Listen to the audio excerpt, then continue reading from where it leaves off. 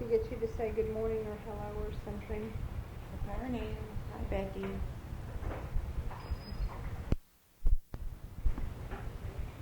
Today is November 12th, 1987. My name is Rebecca Sharpless, and I'm interviewing for the first time Jackie Marshall.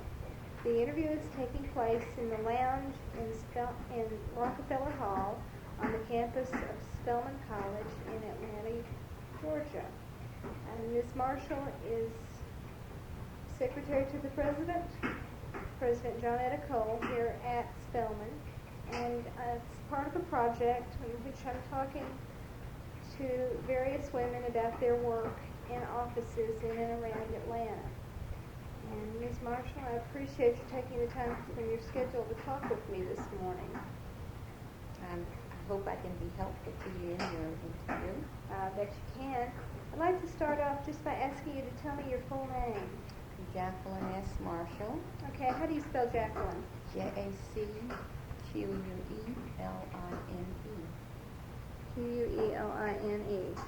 Okay, Jacqueline S. Marshall, and you go by Jackie. Right. Okay. And you have been here at Spelman how long? Going on 18 years. Okay. How was it that you came to work here at Spelman? I am an alumna of the college, and What after class? marrying 61. Class 61, okay. After marrying a Georgia boy, I'm a Florida girl. Uh-huh. I returned back to Atlanta, and I was employed, but I heard of a position here at the college at the time, and I realized that it would be beneficial for me to come back and work at my alma mater, Mm-hmm. and that's what I did. And what was that first position? Receptionist, Mm-hmm. and I came in as receptionist and stayed in that position for several years General receptionist or receptionist in Dr. Manley's office? in Dr. Manley's office. So you came to work in the office of the Yes. president? Right. Had you known Dr. Manley when you were a student? He was my president as a student, and got to know him quite well. What did your duties, let's see, 18 years, that would be 1969? He's 70.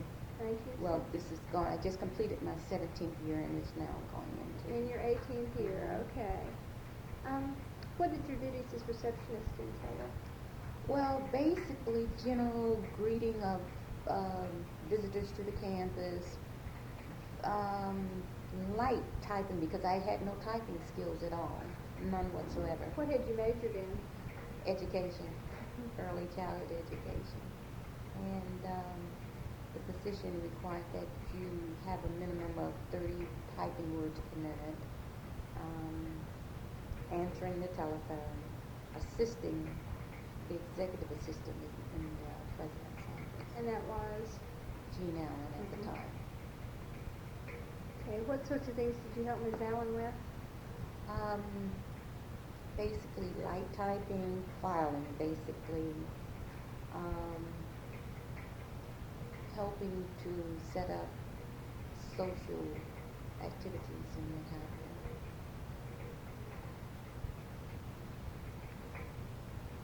How did you feel about the typing?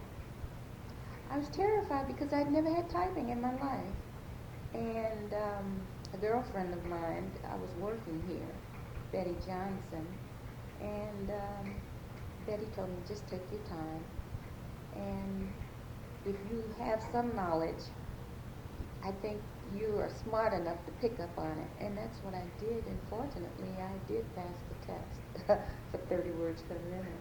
But I was really terrified because I knew I could do any job, but whether I would qualify for this particular position at that time, I was reluctant. What kinds of typing assignments did you do? Just thank you letters, small thank you letters. And after a period of time, all contracts used to come from this office.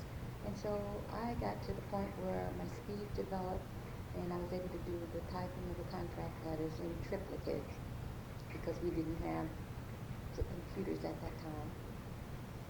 And just general letters of acknowledgement. on Dr. Manley's behalf. And a lot of committee assignment letters.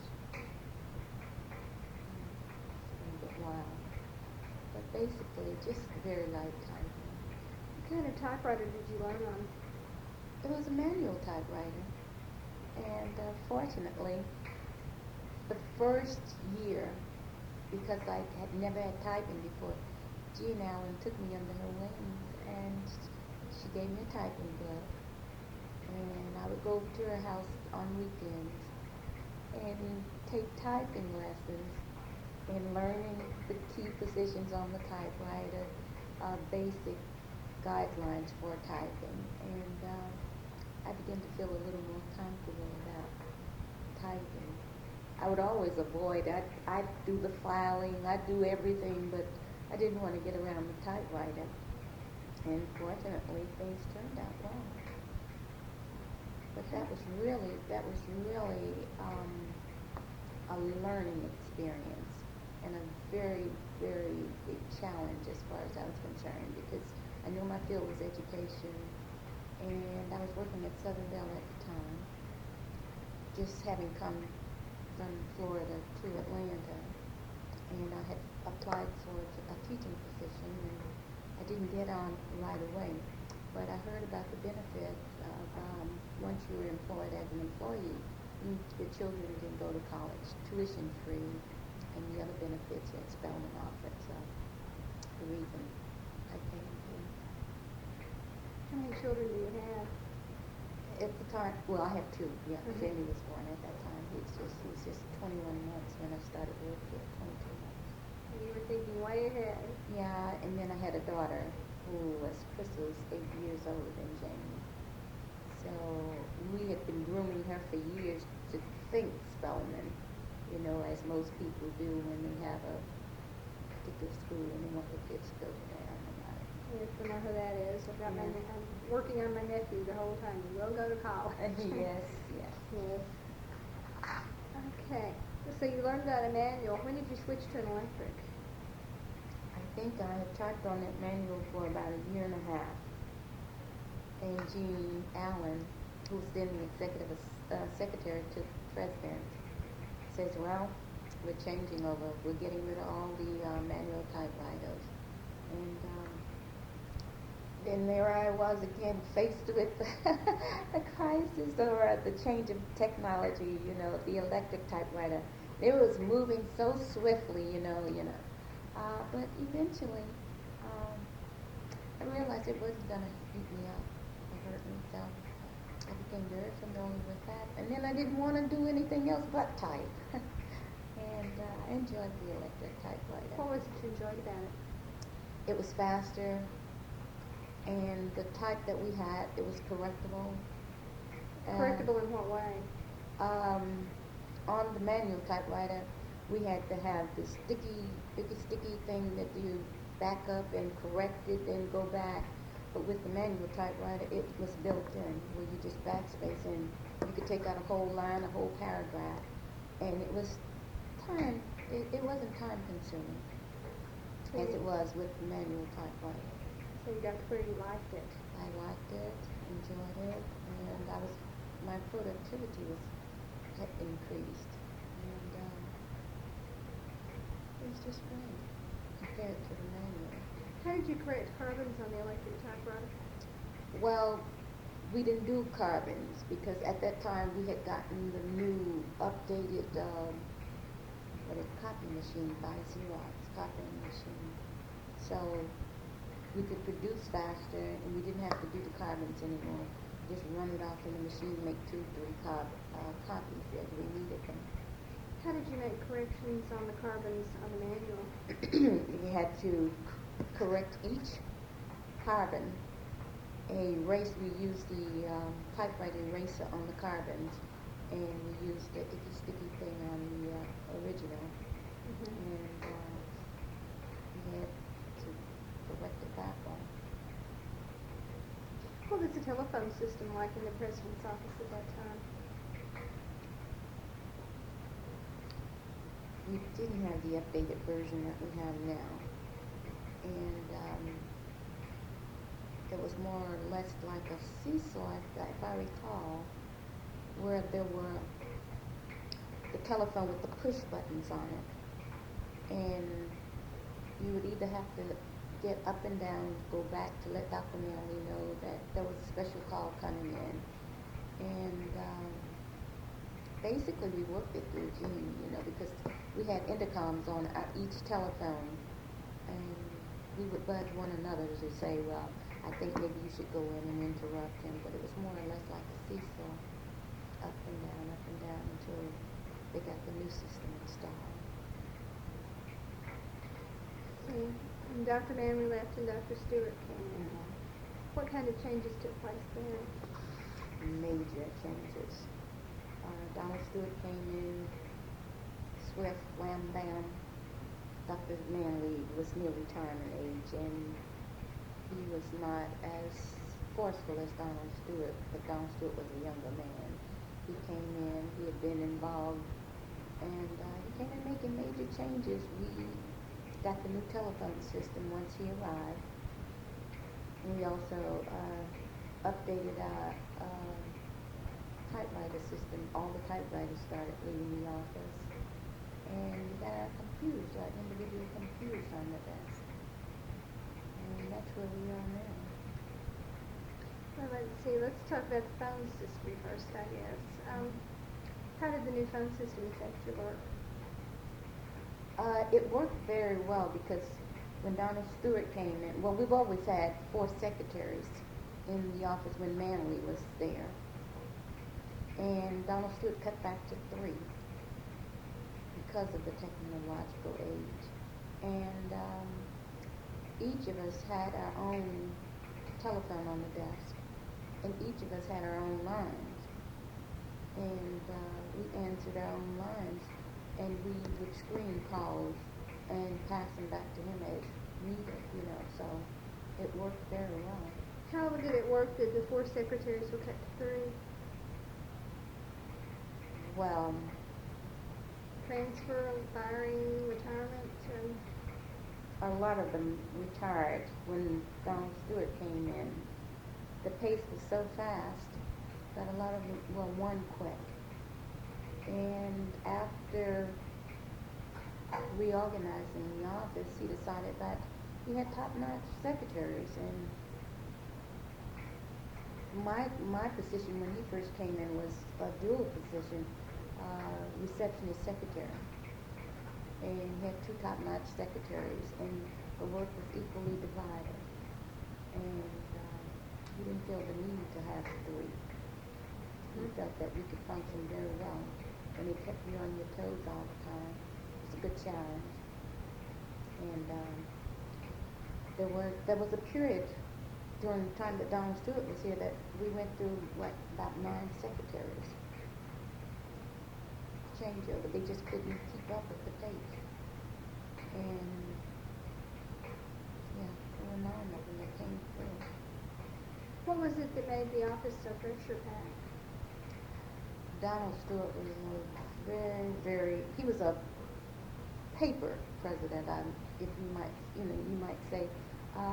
He traveled quite a bit on fundraising trips, and everyone he met, and he would acknowledge them by way of a letter or some type of correspondence, and to keep the lines of communications open, because he was on the campaign trail trying to gather money for the college. And we did a lot of typing, and we had different functions. He separated basically the workload in the office. The executive secretary handled basically board of trustees material, dealing primarily with the board of trustees and with Donald Stewart, and the secretary, Warren, and I. We did basically the correspondence, the filing, the telephone, committee letters, and things of that nature. And it was divided up. And, of course... How well did that work? It worked well because we had specific duties, and we knew what each person had to do. And if it overlapped, we worked very well. We all had very good working relationships because it wouldn't work unless that's another reason why the other secretaries did not work. You had to have a very close relationship, working relationship, and Donna Stewart demanded it. You know, it's almost like we were sisters, you know. And it seemed to work very well. Of course, there were times when we've had personality clashes, but the work got done.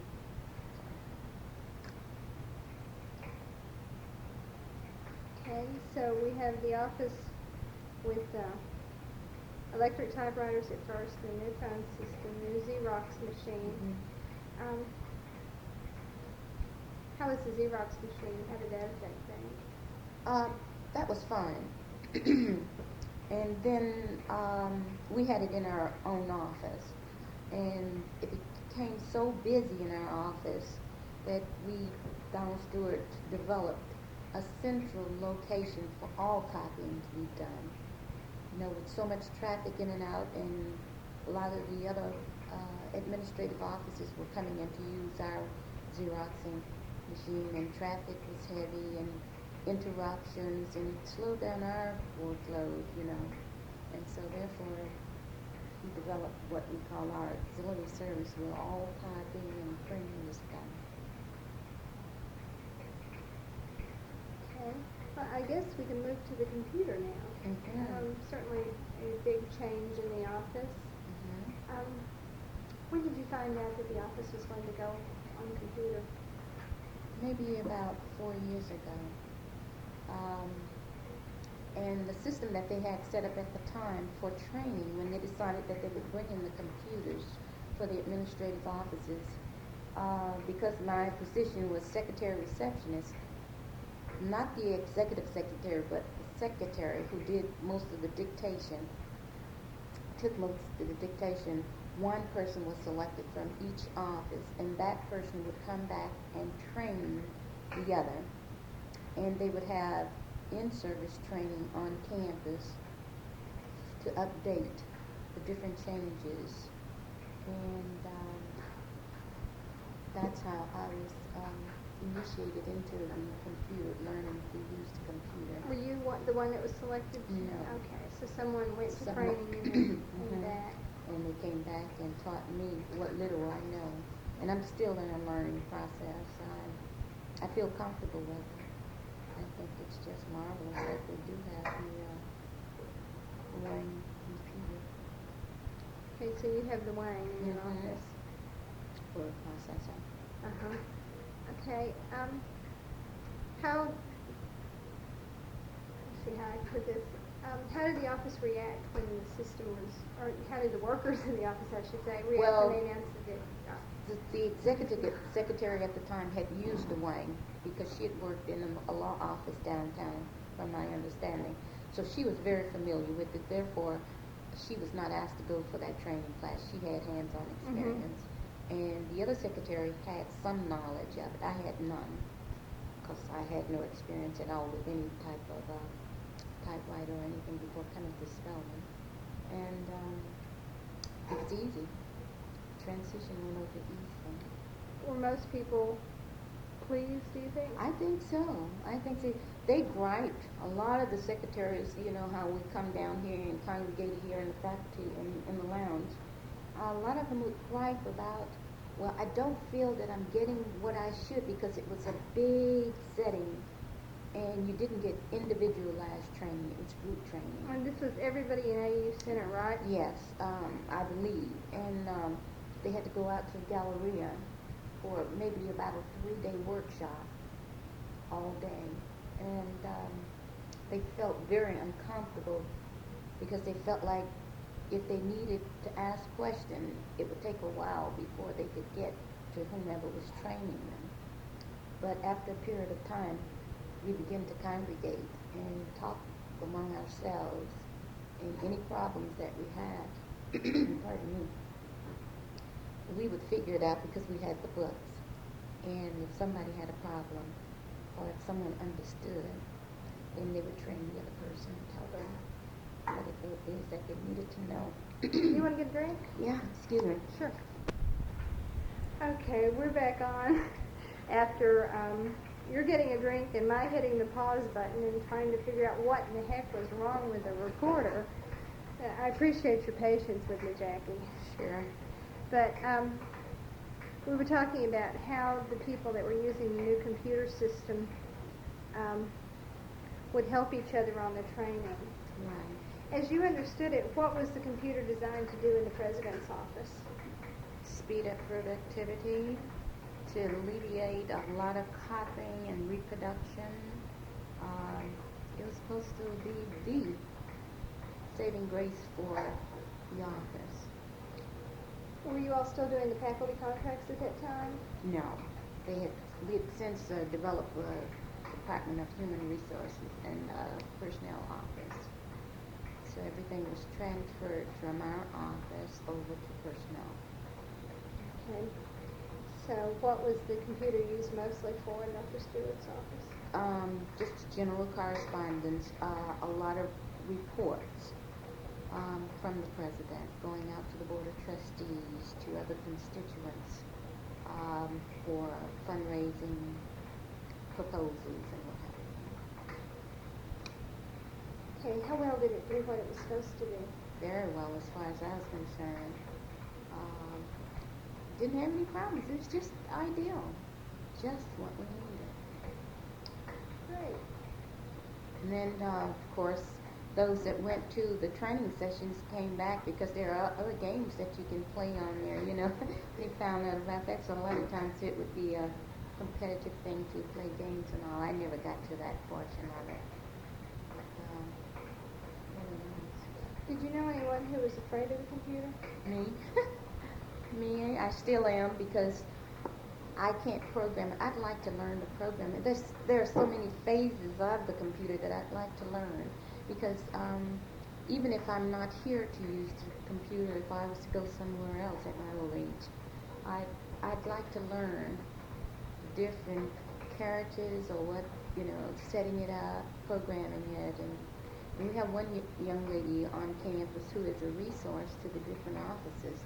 And any kind of problem you encounter, she usually comes and resolves the problem. When you say you'd like to learn to program it, you mean to set up things for it to do? Yes. I haven't been taught that yet, but I'd like to know. What's scary about it? They caution you constantly about touching the wrong thing and throwing it out of whack. That's my fear of jamming the computer. Or hitting the wrong key and losing everything? Yes. And that's no problem, too, because if you lose it, it'll search and find it, and sometimes it recovers and sometimes it doesn't. But it's just as easy to put it back in, you know. Mm-hmm. So my fear is not so much losing it as it is doing something I have no business doing. And once I have that knowledge to know how to correct it, if it should happen, then, you know. I know exactly what you're talking about. I got a new computer this summer, and sometimes I have to stop and figure out what I hit to make it do what it's doing. Yeah. And it's like, mine goes into the foreign keyboard sometimes, and I start getting European characters. Like, what did I do? Wow. So, I know exactly. That's the only fear that I have of it. And I enjoy it. I really like playing. How has it changed the work in the office? We get a whole lot done in half the time that we used to do it. Much more faster. And I don't know. We work faster and we can produce more. And that is the purpose of, we have a lot of paperwork coming through the president's office, and we're trying to find ways to cut down on the paperwork. And a lot of the reports now are being directed to another department. That's in the development office, whereas it used to come directly from the president's office. So a lot of our paperwork has been cut down. And basically, we're dealing with correspondence and Board of Trustees material. How quickly did Dr. Stewart expect you to learn the system? He didn't set a time limit. He just knew that his office would function better once we developed a system where it would alleviate his having to sit down and dictate a whole lot, and he was good at writing his own letters in longhand, and we would transcribe it from his longhand and put it in, and we can do X number of letters in no time at all. Mhm. Whereas when you sit down before him and he'd dictate, you had to take the dictation, then you had to come back and hope that it didn't get cold on you, and transcribe it and put it into the computer, whereas you got your letters stacked up there, you go through them, and it has so many different features on there, the speller, for an instance. It's correcting and everything, so you just get the work done. Same thing with our new president. Do you take dictation by hand? I have a system of dictation. That has been one of my problems here at the college as far as moving up the ladder. Most of the young ladies who have come in have gone to business school, and they have had the different, they know the different office machines, and they've had dictation, some form of dictation. I did not, because that was not my field, but I had learned, necessity dictates. And so that is, I don't have a formal hand of shorthand, and I do my little speed writing. Does anyone use a recording dictaphone? Now see, that was basically my job. Dr. Stewart would dictate into the machine, and I would transcribe it, and I'd do my dictation, whereas a lot of times he'd be face-to-face with the other secretaries, and they would do it by hand. Was that dictaphone, did it have a foot pedal, or was it kind of work It by was hand? the foot pedal and the manual by hand, I'm transcribing all of these without a foot pedal. It's a lot of fun. Stop, click, stop, yeah. Yes, I know. You know the system. Now, is there anything else you'd like to add? It's been a very rich 30 minutes. I've learned a lot. Not much I can really say. How many hours a day do you average spending on the computer? Recently, not too much, because our office has since been restructured since Janetta Cole has been here. And whereas I would be responsible for a lot of drafting of letters or acknowledging, she has an executive assistant now who does a lot of that. And she has a half-time secretary.